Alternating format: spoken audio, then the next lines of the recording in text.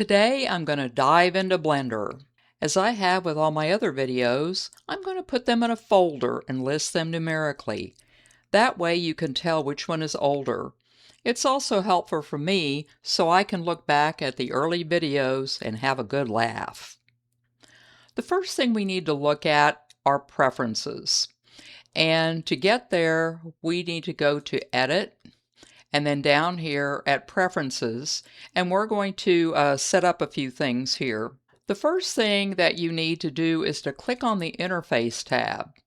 And this right here is called the resolution scale, and that will make it either look bigger or smaller depending on how you click on this. You can also enter a number.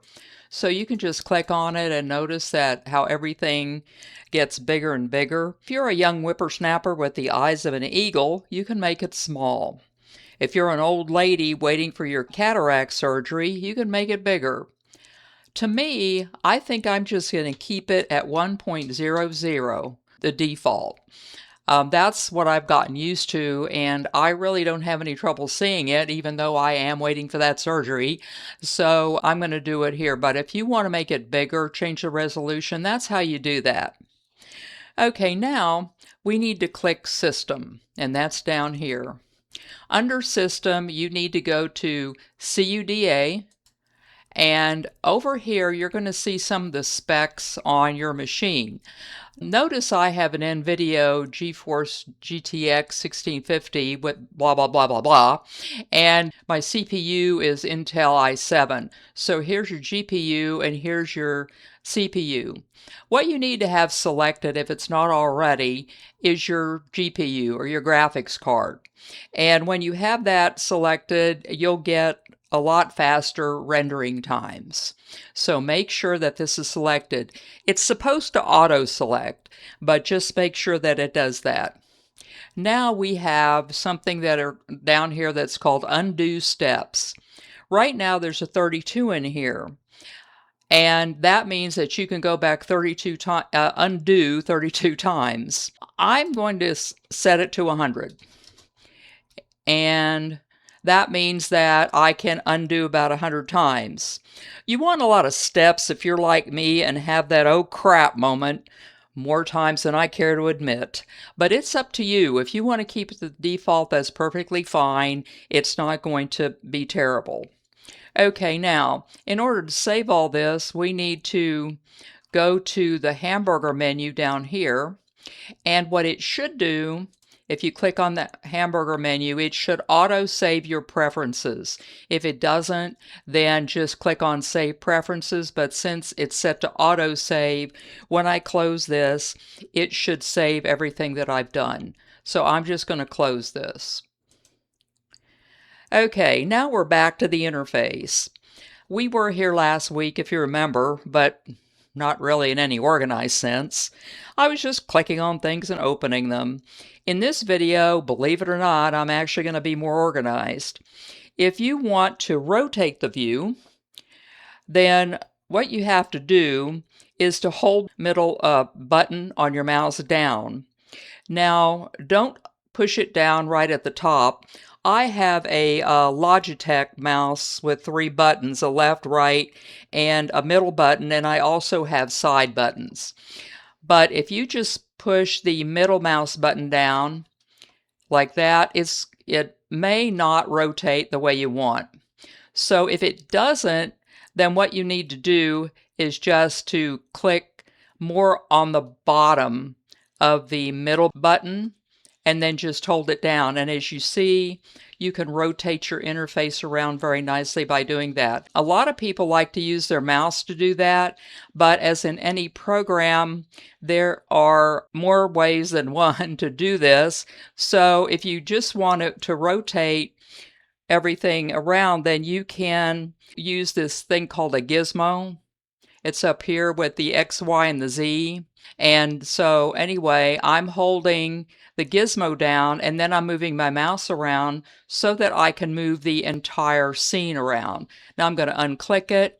I'm going to click and hold my center key down on my mouse and then move my mouse around. And as you can see, we rotate we can rotate the scene around. Scrolling the mouse wheel will help you to move everything in and out.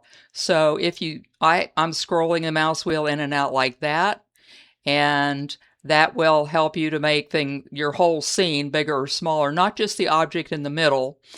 And also you can go over here to the zoom tool and put your cursor over it, hold it down, and then move the mouse up and down. So whichever way you want to do that, it's going to be up to you.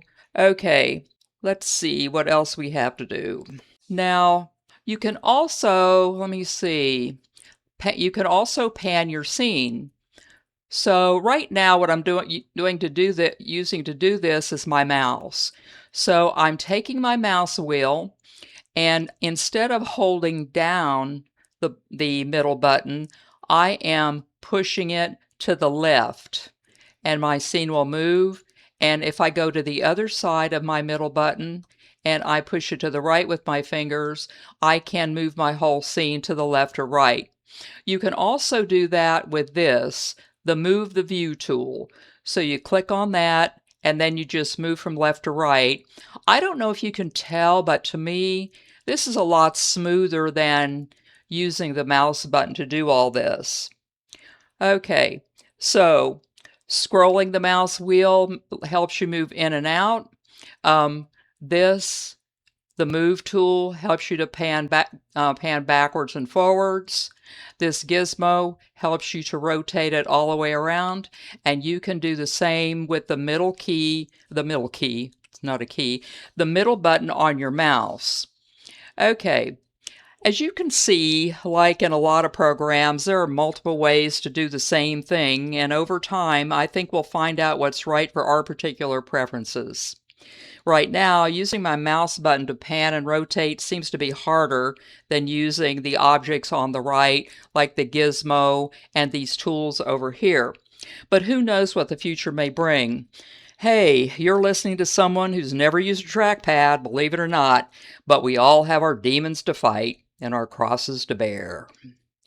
I mentioned the toolbar on the left briefly in the last video. That's over here. You can see the names of the tools by scrolling over them, which is true in most programs. So there's Move, and there's Rotate, Scale, Transform, and these others. If you want to see the whole name, all you have to do is move your mouse until this little double-sided arrow is there, click down and pull the thing out, and you can see the whole names. Now, whether you want to do this, I guess, is going to depend on whether that bothers you, that it's going to take up a little more of your viewing area that you would like. I kind of like it this way, but I have a feeling that I'm not going to notice it after a while, and I'm just going to leave it to where you can see the names with a mouse over. Okay, now another thing you need to know is up here. See, this says Object Mode. So if you click right, and that's what we're in right now, Object Mode. So if you click down, then you can click on Edit Mode, which is where you're going to do all your editing.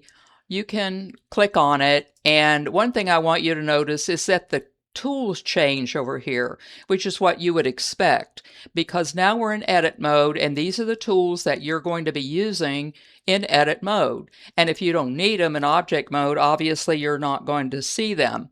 You can move back and forth from edit mode into object mode just by clicking the tab key. So if I click the tab key like that, I go back into object mode. If I want to get into edit mode, I'll click the tab key again. So that's really handy if you don't want to be going up to the menu all the time and getting that.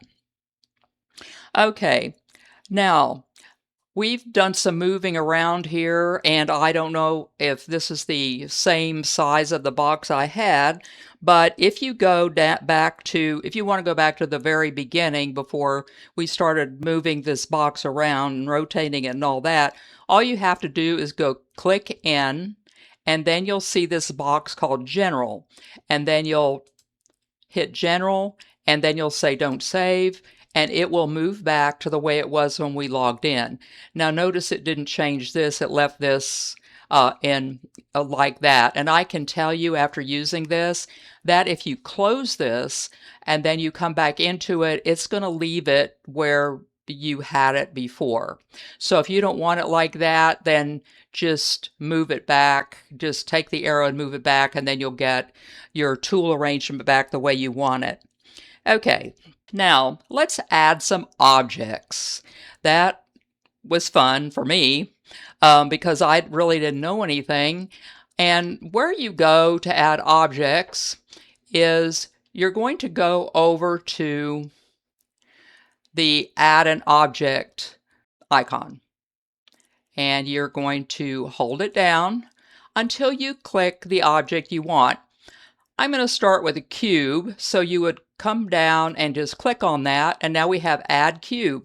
And now what happens is you'll get this little grid right here that appears. So the way you draw your cube is you're going to hold the mouse down and then draw it. And I still am holding my mouse key down, and then you're going to let it go and move the mouse up until you get it where you want it, and you're going to click. And there's your box. And then you're going to come over here, and if you want to make another one, draw it, let go, move it up until you get what you want, and then click, and there's another one. If you want your block to where it's the same all the way around, it keeps its perspective, that's where you're going to use the Shift key. So I'm going to click down, I'm going to draw my box, and I'm going to press the Shift key, and then I'm going to go up and press the Shift key, and then click. And then we get a box that is one-to-one. So go over here, draw your box, and then press Shift, and then go up, and then it's going to give you another perspective. Okay, so click down, draw the box, Shift, and then up, let go, and then click down. This takes a little bit of practice because you can't exactly see what I'm doing. I don't know what happened up there, so I'm just going to get rid of that. So I'm going to click on it and delete. Okay, now there's a lot of other handy dandy things we can draw. So click Add Cube and hold it down, and let's go down here to add a cone. So we're going to select the cone, and then I'm going to draw my cone. I still have the left side of my mouse holding down. I'm going to let it go, and then I'm going to move up and then click, and then there's my cone. If I want it in the same perspective, then I'm going to hold down the Shift key and draw my cone and then let it go. See how, that's bothering me. See how mushed this one appears compared to this one? So holding down the Shift key will keep you from getting this mushed cone. Okay, let's go to hold this down and then add a cylinder. Okay, so we're going to go up here, and then I'm going to do that. Okay, I'm still holding my mouse down. I'm letting it go, moving my mouse up, and click. And now I've got a cylinder. So I'm going to add another one, go over here, draw what I need, click Shift, and then go up, and then just let it go, and it goes up by itself because it knows what perspective you want, and then all you have to do is click it to close it up. See the difference between this one and this one? So now let's go down here and let's add a sphere. This is where you can really tell with the sphere, because sometimes I made one when I was practicing this that did not look like a sphere but looked like the Hindenburg, but if I didn't hold down my Shift key. So I'm going to go down here. I've got the left part of my mouse, I'm pulling down and I'm pulling it across. I'm going to let it go and then go up and then click. And there's my sphere, which looks like somebody sat on it. So I'm going to go up here, draw my sphere, press Shift, and then let go, and then move up, and then now I've got a perfect sphere.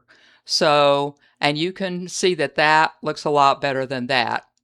Okay, so that is all of our objects. Now, if you want to know where all these objects are without looking here, you can see that they have deposited themselves over here where it says Scene Collection.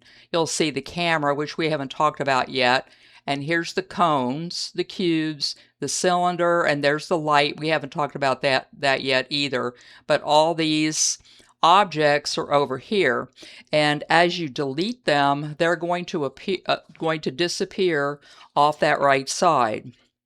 Okay, now that this looks like a big mess, we can delete them or move them around or whatever.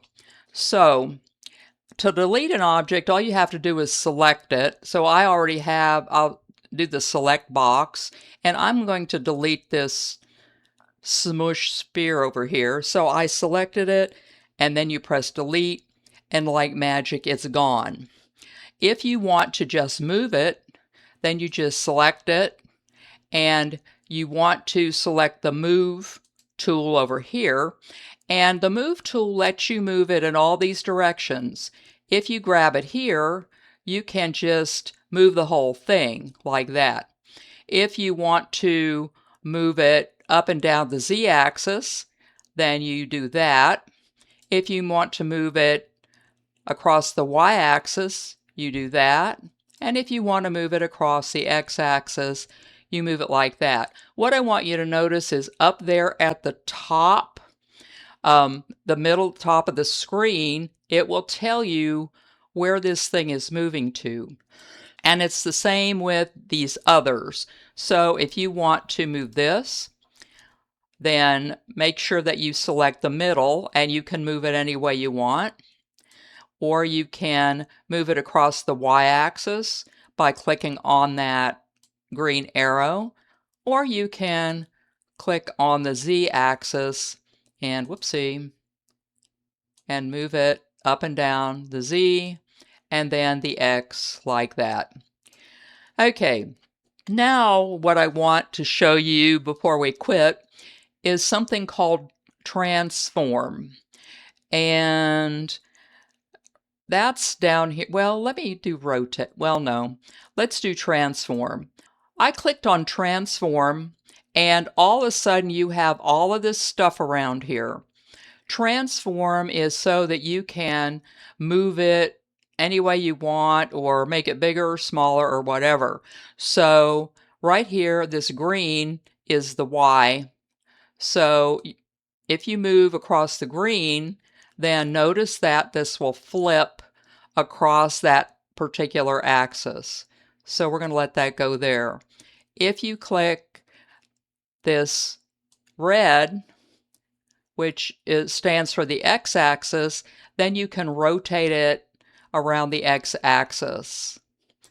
And then if you click on this X arrow and you move it like this, it's going to move linearly in a straight line across the x-axis. So it will just move every which way. Now see this one with the little ball? If you click on that, it will make it bigger across the x-axis. So that's why it's called transform. You can rotate it around, you can move it linearly across every axis over here, or if you click on these with the little ball, let's click on this green one, you can make it bigger or smaller by doing that. And it's the same with every object. Those of you that were following me on Affinity, you know that Control-Z is a shortcut for moving everything back one. So if I do Control-Z, everything is going to move back one like that. Although doing all that I think would be a waste of time, but anyway. So you can do Control-Z to move back in onesies back until you get where you want to go. Okay, now let's delete this. So I select it, delete it, select that, delete it, select this cone and delete it, and then I want to line everything up, so I have I can move them. I don't even have to do the move tool because we can move it right in the middle. So now we can line everything up the way we want. Make sure that when you're moving, if you want to move the whole thing anywhere, then all you have to do is to move them like that. Let's kind of turn this around a little bit. There we go. And we're going to move that over there. And we're going to take this and we're going to move this over here. And we're going to make it bigger. And we're going to make it bigger this way and bigger that way and so on. Okay, so then we can click out of that and we can see what we have left on here. So that's how you make your shapes in Blender, basic shapes that is, and this is how you can move them, rotate them, make them bigger and smaller, transform them, rotate them around, and so forth. So I think I've pretty much covered everything. Now, to get back to where we started, all you have to do is to go to Control N, and then press General, and then say Don't Save, and we are back to where we were before. I think I'll stop this video since I don't want to overwhelm you, myself, and more importantly, because quite frankly, that's all I know right now. This is a learn as I go thing, just like Affinity was. I'll continue to make the Blender videos as well as the Affinity videos. I haven't quit on that one. I've come so far in Affinity, I really don't want to forget anything, and I'm afraid if I stop making the videos, I will. Please remember to like, subscribe, and ring that notification bell, and wish me luck in my Blender journey.